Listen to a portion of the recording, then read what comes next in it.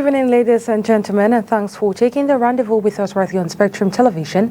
It is the 8 p.m. Bilingue newscast. Making news tonight, the surge in inter-urban transport fare has left many passengers grappling with financial strain and the burden of expensive circulation costs. While commuters are voicing their frustration, urging government to reevaluate its decision and to provide relief.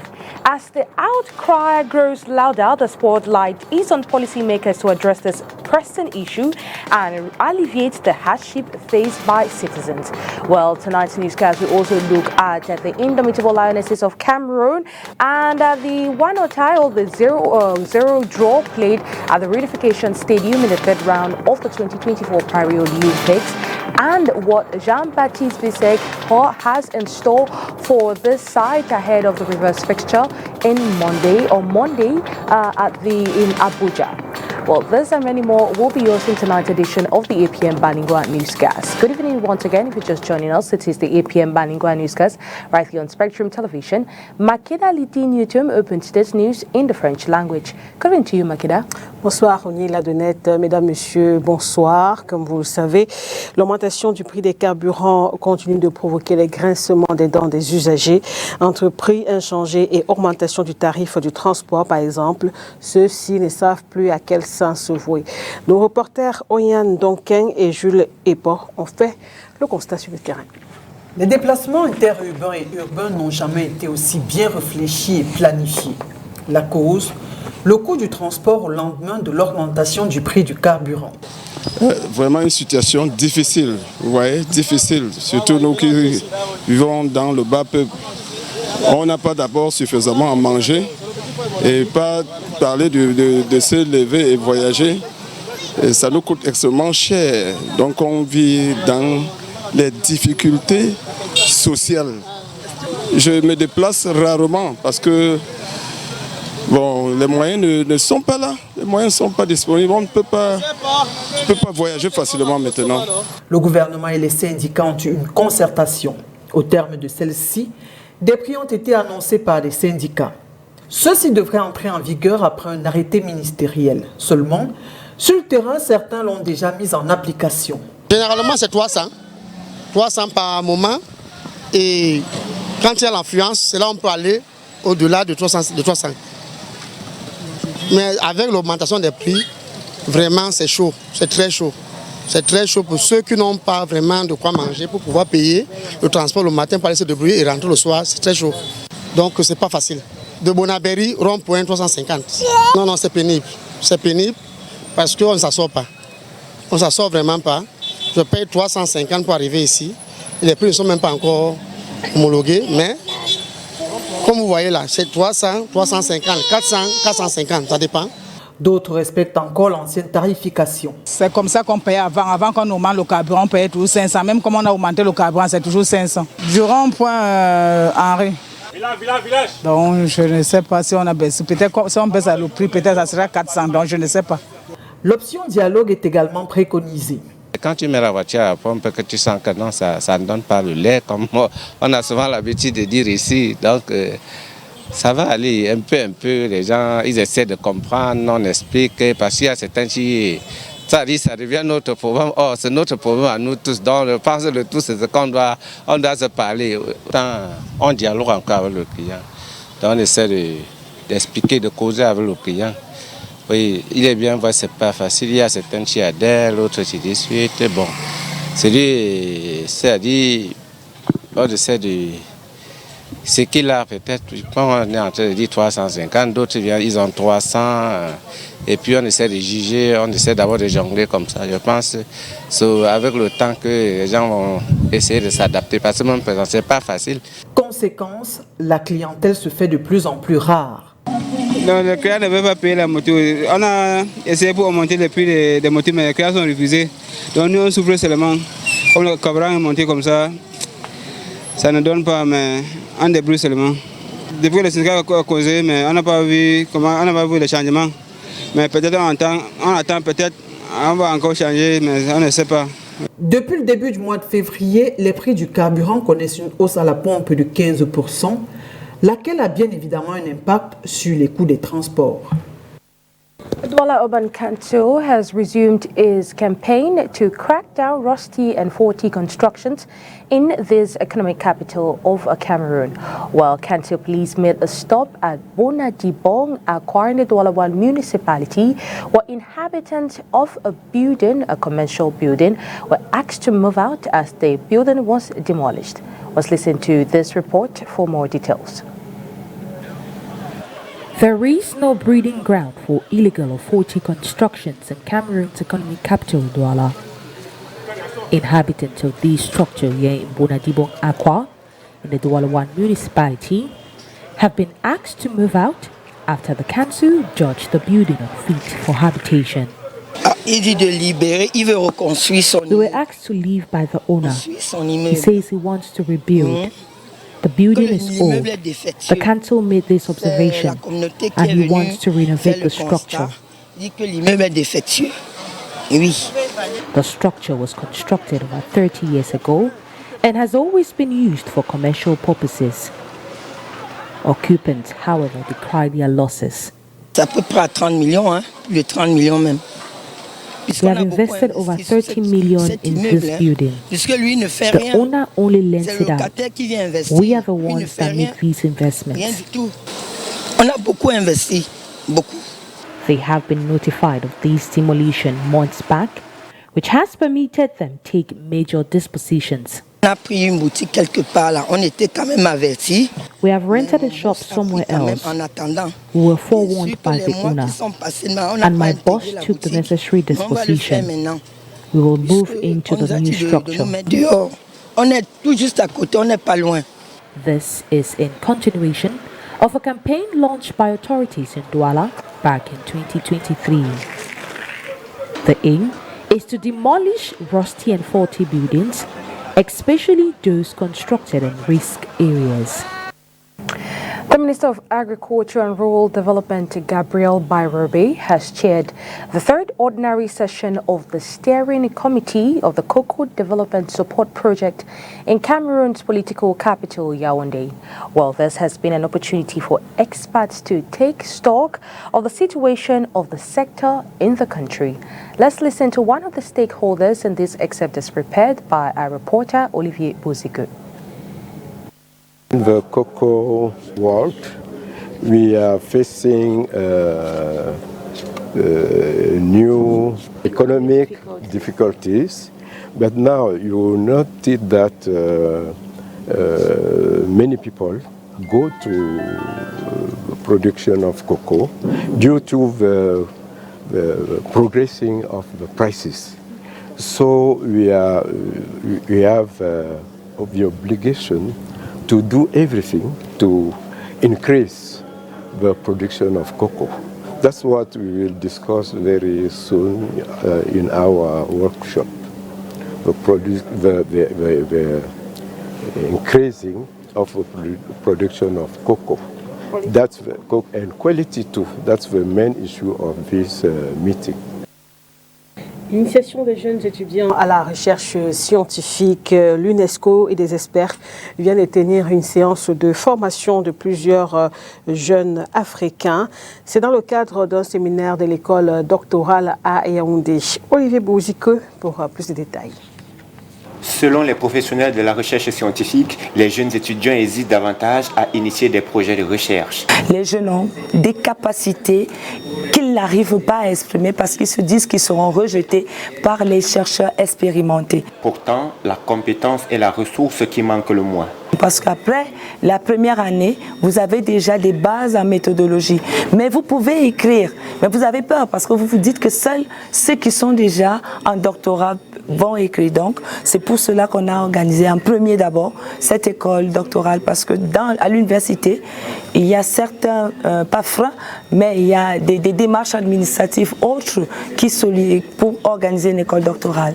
Et dans la perspective de participer à l'inclusion de toute forme de minorité, nous avons donc voulu que l'UNESCO nous assistent, nous épaulent dans cette lourde tâche. Au menu de cette école doctorale qui rassemble des dizaines d'étudiants venus de plusieurs pays d'Afrique, des cours théoriques et pratiques sur la méthodologie et bien plus. Nous étions là pour la rédaction, comment rédiger des articles scientifiques, avoir la méthodologie, comme je le disais, et pour apprendre sur les questions de langue. On n'en parle pas beaucoup. Alors à cette école doctorale, on a voulu donner des enseignements sur nos langues, la valorisation de nos langues, la revitalisation même de nos langues.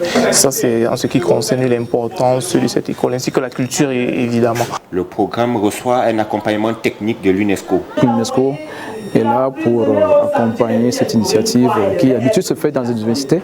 On a transformé le cadre diplomatique en un cadre universitaire d'auditorium, de réflexion, de transmission des savoirs entre les chercheurs vétérans et des jeunes chercheurs.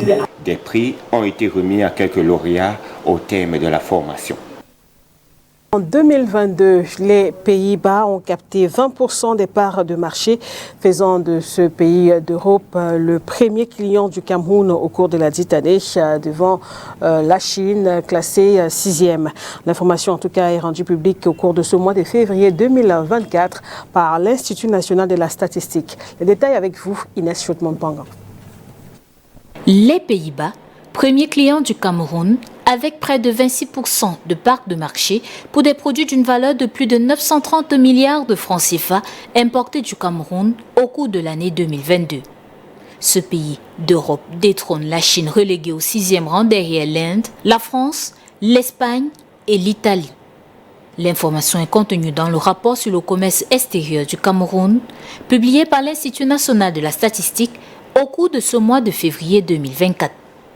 Les exportations vers les Pays-Bas sont majoritairement composées des huiles brutes, de pétrole, du cacao en fèves, du gaz naturel liquéfié et de la pâte de cacao, représentant au total environ 97% des exportations vers ce pays en 2022. Les Pays-Bas sont suivis de l'Inde qui a saisi plus de 14% des exportations du Cameroun pour une valeur de plus de 493 milliards de francs CFA, constituée principalement des huiles brutes de pétrole, du gaz naturel liquéfié et du coton brut. La France occupe la 3e place avec 9% des parts de marché. Les exportations à destination de la France sont constituées principalement de 5 produits, à savoir le gaz naturel liquéfié, les huiles brutes de pétrole, le beurre de cacao, la pâte de cacao, l'aluminium brut et le bois scié. L'Espagne et l'Italie ferment ce top 5 des principaux clients du Cameroun en 2022 avec respectivement 8% et 6% des parts de marché. Il est à noter que les produits camerounais ont été exportés vers 117 pays au cours de l'année 2022. In prelude to the official launch of the second edition of the Bassa Cultural and Traditional, as well as Community Festival, the Technical Organizing Committee has met in a press conference in Cameroon's economic capital, Douala, on Friday, February 23, to discuss the level of preparedness. Christella Sexuele and Julie Paul were in attendance and filed in this report.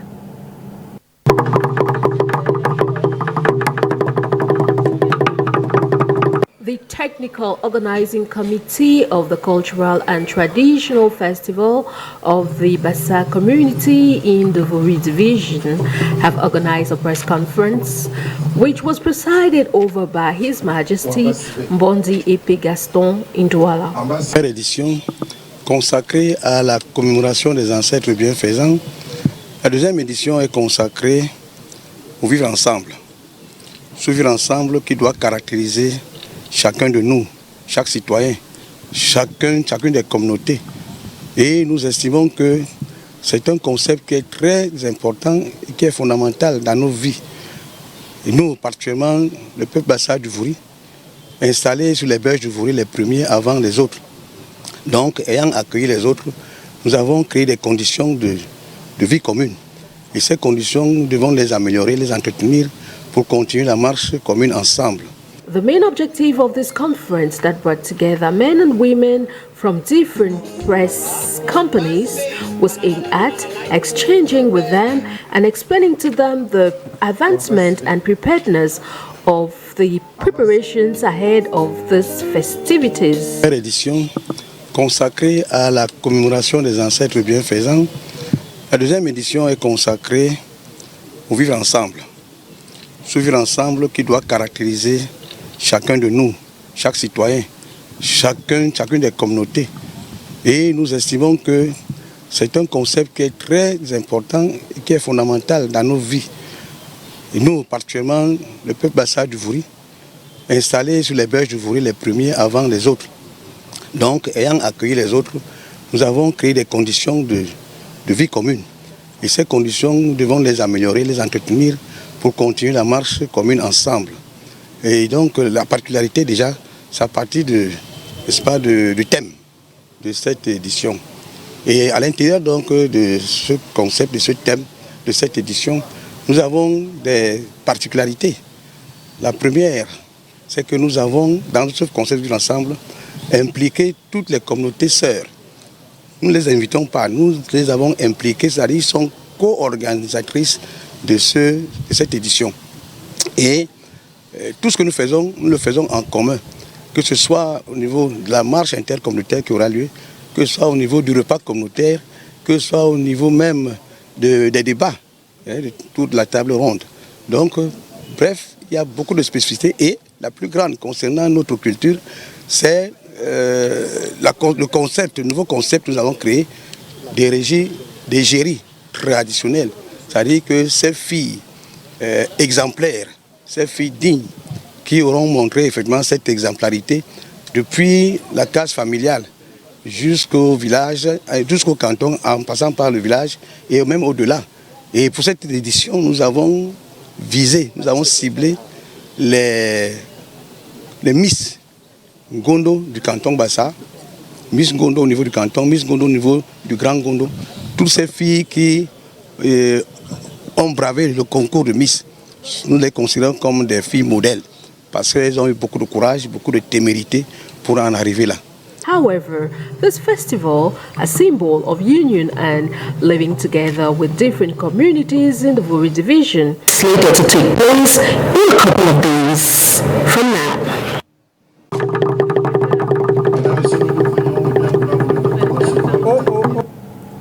News out of the country. In Somalia, Hussein Abdurrahman has taken it upon himself to feed the neglected dogs and cats found along the streets of Mogadishu.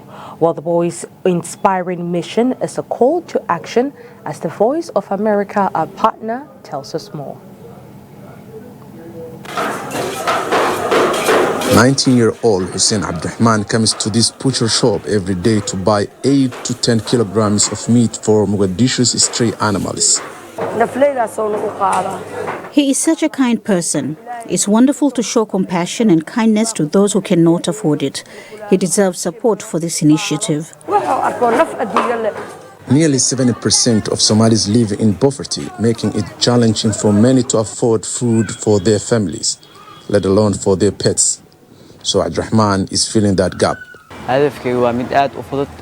My goal is simple, to spread love and kindness throughout society.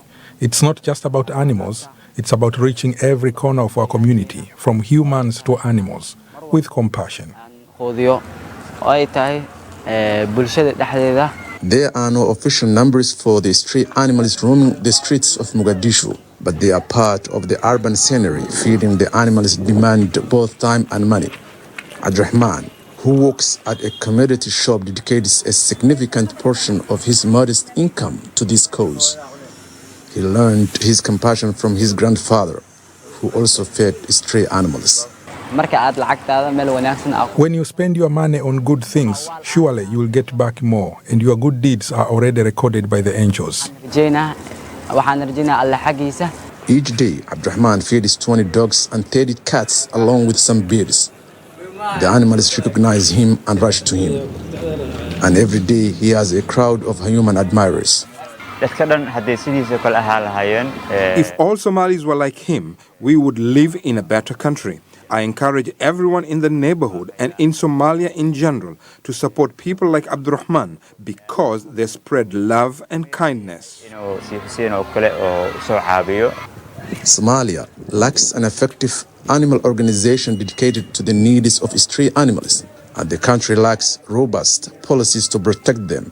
Abdurrahman, a proud dad to 3 cats, aims to address this issue by creating an organization to support stray animals and extend his efforts nationwide.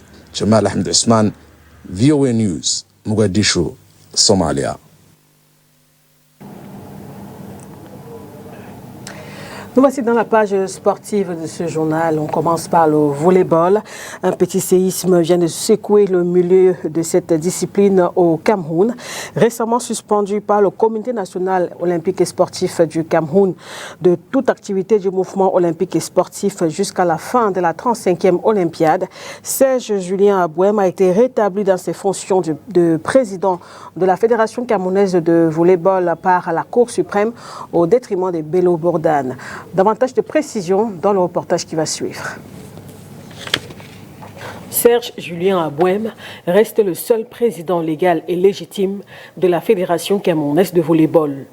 Le président de la Cour suprême du Cameroun a en effet ordonné la suspension de l'arrêt du 22 septembre 2023 de la Cour d'appel du centre à Yaoundé. La dite Cour avait annulé l'ordonnance de référé du président du tribunal de première instance de Yaoundé. Par conséquent, l'Assemblée générale des 3/3 organisée par Elias Matip est suspendue. De même, Bello Bourdane, qui présidait l'une des 2 factions de la FECA Volley, n'est plus habilité à le faire, lui qui avait pourtant conduit l'équipe camerounaise lors du championnat d'Afrique de volleyball senior dames organisé à Yaoundé l'année dernière. Malgré la contestation de son élection par Serge Abouem, Bello Bourdane avait été adoubé par le ministère des Sports, le Comité national olympique et sportif du Cameroun, ainsi que par les instances internationales de volleyball. Des homologations désormais remises en question par l'arrêt du président de la Cour suprême. The indomitable Lionesses of Cameroon showcased their mettle when by holding 9 times African champions Nigeria to a goalless draw at the Reunification Stadium. Well, a result that was gladly welcomed by coach Jean-Baptiste Bissek. Let's go listen to this report that tells us more about everything that went down at the Reunification Stadium. In a thrilling encounter, the indomitable Lionesses displayed remarkable resilience against Africa's third-best team. The first leg of the 2024 Paris Olympic qualifiers took place at the Reunification Stadium, where Cameroon held their opponent Nigeria to a goalless draw. Essayez un peu déjà de ne pas encaisser. We tried our best not to concede. We were hoping to thrive off an individual effort. We could not bank on the collective strength. That is an aspect we are still to work on. La mayonnaise n'a pas encore prise et que peut-être il nous a manqué quelque chose de ce côté-là. Coach Jean-Baptiste Bissek's confidence in the home-based players paid off as they showcased determination and skill. The team's performance has fueled their ambitions for qualification. Il y a eu 5 joueuses. We had 5 Guinness Super League players play today against Nigeria. It's the first time they are playing such a high-intensity game. Un match avec autant d'intensité. The battle is far from over, with no clear winner in the first leg. All eyes are now on the deciding match at the Moshood Abiola Stadium in Abuja on Monday. Je peux vous garantir que I cannot say we will completely outplay Nigeria. No, we respect them. They are a great football nation. We will accord them the same respect they gave us today. We will go into that fixture with conviction and hunger to do better than we did today. Cette envie d'aller faire mieux qu'aujourd'hui. The stakes are high and both sides are eager to secure their spot in the Paris Olympics.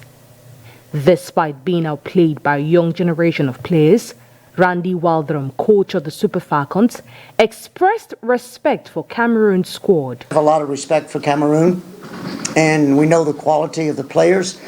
And nothing's changed after the match today. I feel very strongly that they're a quality side, and we know on any day we have to play or else they'll get the result. The Lionesses' strong performance on home turf has reignited fans' belief in their potential.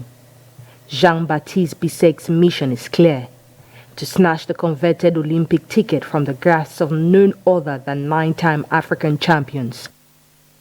The Indomitable Lionesses played well, but a goal at the Reunification Stadium would have been a great motivation going into Monday's reverse fixture in Abuja. Well, this is the sentiment shared by some press men and women we met after that game at the Reunification Stadium. Let's go listen to them in this excerpt. Yeah, it was a good game. Many were not expecting the scores. Many were expecting a team Nigeria to dominate the Indomitable Lionesses of Cameroon. As the coach did mention, we had 5 local players that were in the starting 11, and just to let you know that many 70% of our players today they are less than 4 years in the team. So it's a team that we are building, because when you look around, we have only less than 5 old players that are around. So we have to give them credit, and we have to encourage this team, because it's a young team. I look at the Indomitable Lionesses as a young team. I think that a 0-0 draw is not a bad thing, even though a win would have been preferable because they are playing on home turf. Going to Nigeria, it's another side, and they are definitely going to have the crowd. I'm sure they're going to have the crowd behind them. So overall, I think I see growth in the Indomitable Lionesses. Not winning is actually not good, looking at the fact that we're playing against Nigeria. Going back to Abuja may be dangerous for us. Knowing the fact that the coach Bistek told us here at the press conference that actually we are not playing with Nigeria, like we are facing somebody very powerful. Nigeria and Cameroon, we have the same level. We have the same level. So our team just have to play their game and put a very good performance from the beginning of the match, because if they are hoping that at the end of the game they are going to score a goal, it will be very difficult. If they want to win the game, they have to wait 45 minutes before they go to halftime. It's on that note that we put an end to tonight's edition of the APM Bilingual Newscast. Thanks for joining us, and do make it a date, same time on Monday. Good night to you, Makindaliji. Au revoir, mesdames, messieurs. Au revoir et merci de votre attention.